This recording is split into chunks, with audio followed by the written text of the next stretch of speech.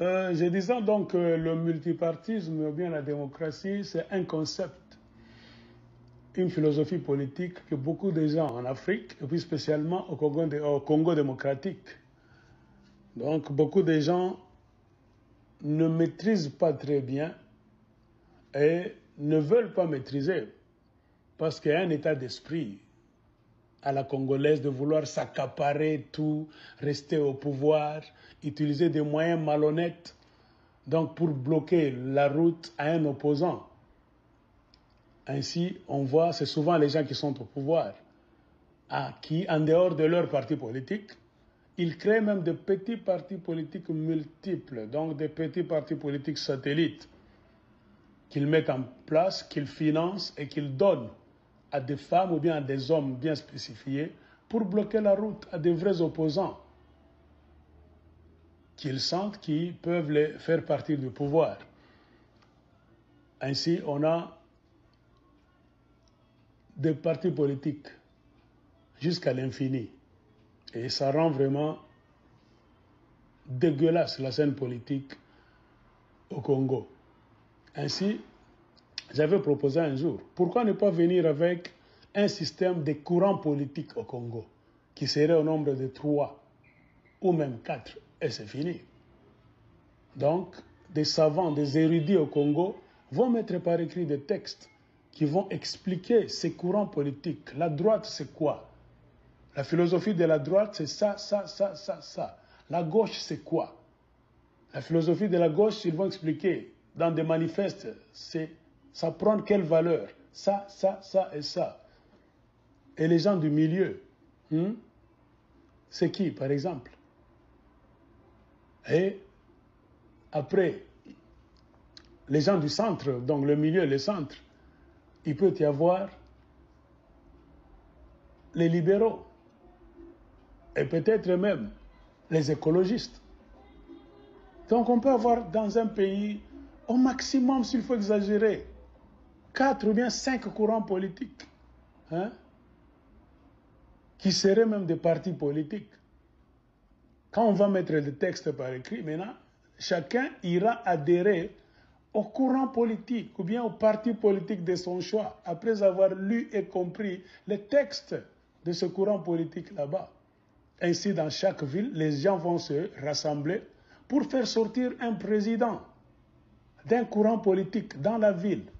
Et beaucoup de villes, toutes les villes, vont aussi se réunir à leur tour pour faire sortir les gens, donc les présidents des courants politiques bien spécifiques de chaque ville, vont se rencontrer quelque part pour trouver le président du courant politique X de la province. Et ceux qui seront élus comme les présidents des courants politiques de la province vont se rencontrer quelque part, soit dans la capitale ou bien dans une autre ville, pour faire sortir maintenant un président national de ce courant politique. Donc du courant politique soit de la droite, la gauche, le centre, les libéraux et même les écologistes.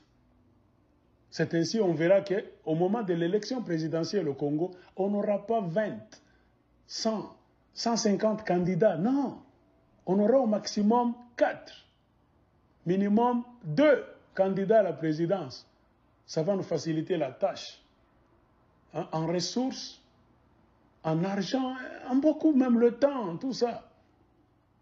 Mobutu, poussé par le vent de la démocratisation des institutions dans le monde, a fait un discours le 24 avril 1990. Je ne sais pas si vous vous souvenez du discours de Mobutu. Il avait bien stipulé dans son discours qu'il ouvrait maintenant le Congo-Zaïre au multipartisme. Et il a promis que ce serait un multipartisme à 3. Pourquoi Mobutu avait dit ça? Car il avait aussi compris qu'un multipartisme non contrôlé, un multipartisme avec des centaines, même des milliers de partis politiques, ça ne serait plus la démocratie. Ça serait le désordre, l'anarchie. Mobutu voulait limiter le multipartisme congolais, donc zaïrois, à 3. Mais malheureusement, en tant que dictateur, car Mobutu, après avoir été à la tête du pays pendant 3 décennies, il avait des choses à se reprocher sur le plan des assassinats politiques, les biens mal acquis et beaucoup d'autres dossiers. Et il n'était pas prêt à démocratiser le Congo. Ainsi, il a changé du multipartisme à 3 qu'il avait promis. Il s'est aussi laissé aller dans un multipartisme à plusieurs partis politiques. Ainsi, vous connaissez la suite. Au temps de Mobutu, le Congo n'avait jamais été démocratisé. Il a fallu que des forces extérieures arrivent, en l'occurrence Laurent Désiré Kabila, les Rwandais et les Ougandais pour le faire partir. Donc suivez, si vous doutez, suivez ce que Mobutu avait dit. Très chers compatriotes, après avoir mûrement réfléchi, et contrairement à mon engagement de suivre l'opinion de la majorité, j'ai estimé, seul devant ma conscience, devoir aller au-delà des vœux exprimés par la majorité du grand peuple du Zaïre. Aussi, j'ai décidé de tenter de nouveau l'expérience du pluralisme politique dans notre pays en optant pour un système de 3 partis politiques, en ce compris le mouvement populaire de la Révolution, avec à la base le principe de la liberté pour chaque citoyen d'adhérer à la formation politique de son choix.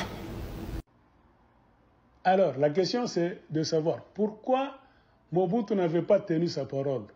On vous a expliqué. C'est parce que Mobutu n'avait pas donc le charisme d'un démocrate. La démocratie n'était pas dans l'ADN de Mobutu. Mobutu avait trempé dans beaucoup d'histoires là-bas négatives. Il lui était tellement difficile donc, de devenir du coup comme ça, du jour au lendemain, un démocrate. C'était tellement compliqué. C'est pour cela que Mobutu n'a pas voulu que la vraie démocratie entre au Congo. Mais avec l'expérience politique qu'on a accumulée après beaucoup de dizaines d'années, je pense que le peuple congolais peut être prêt. C'est seulement question d'introduire de nouveaux systèmes, des courants politiques qui seraient contrôlés, supervisés, qui seraient impersonnels même, auxquels les gens iraient s'adhérer au niveau de la ville, trouver un président au niveau de la province.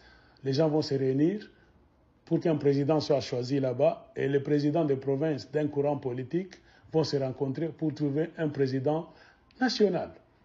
Et on va voir, ce serait souvent 4 ou bien 3 présidents nationaux de 3 ou bien 4 courants politiques qui vont commencer à briguer donc, la magistrature suprême, être candidat à la présidence. Je pense que ce serait facile et ça va nous éviter beaucoup de calamités et de scandales.